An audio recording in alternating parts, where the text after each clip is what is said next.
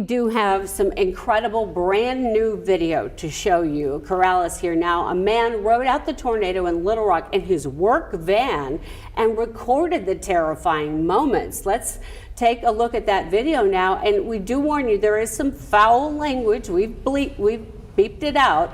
This is cell phone video from 24-year-old Cody Coombs, who works as a pest control specialist, finishing his service call when the winds picked up. Take a listen.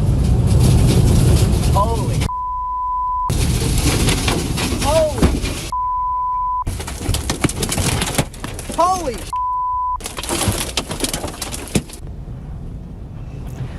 All right, and then now we have another video from Cody, just that he was able to record this. Look at this. This is footage from the dash cam of his work van.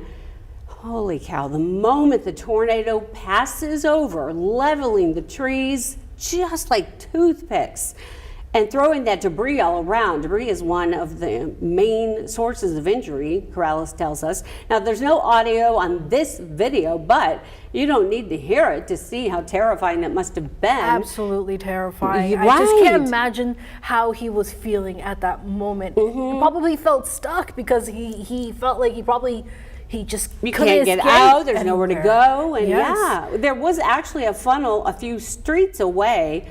I believe we'll have that here in a sec.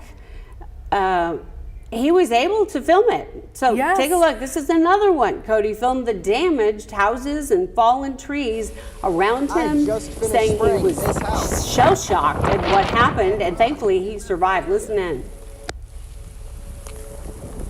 Holy. Dude.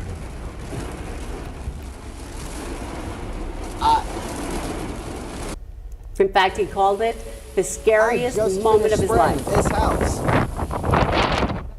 Yeah, 100% did think I was going to die. Once I saw the winds pick up the way they did, my first thing that made me bring out my phone was the clouds in front of me were actually picking up some debris. So I saw little chunks of wood and roofing just being flung around in front of me. So I knew at that point it had to be nearby. I was just trying to see if it would come close enough to where I could record it. I did not think it was going to come from directly behind me. Luckily, my van was parked the way it was. The back of it is completely enclosed with metal cabinets. So the back of it is really safe. It did take a good little bit of damage, but if I had been facing the other way, it would have went right through the windshield. Yeah, this is my driver's side right here. I was sitting right there. I had a big tree branch come right here and leave this nice little indentation across it. I don't know how well you can see that. And the back of the van is where most of the stuff was coming since it came out from behind me. It's still pretty covered in dirt and debris. And then over here on this taillight, the taillight's completely missing and it ripped into the van just a little bit right here. Cody tells us the weight of the equipment in the van helped weigh it down, and it prevented the van from being flung into the winds. Now, Corrales, let's get your perspective. I, first of all, just want to say very thankful that Cody is all right, having experienced. First of all, we've been mentioning how powerful it was, that storm. It was rated EF3. Those Which winds, is 160? a high anywhere from 140 to 165. So you can imagine just how powerful it was. You saw the trees just being toppled over like Instantly, nothing. yes. Very quickly this happened. And he, of course, because of how quickly it happened, he didn't expect that to happen so rapidly. As you mentioned, he was just kind of seeing it off in the distance, and things just quickly changed. And you're talking about trees that are 100 years old, even.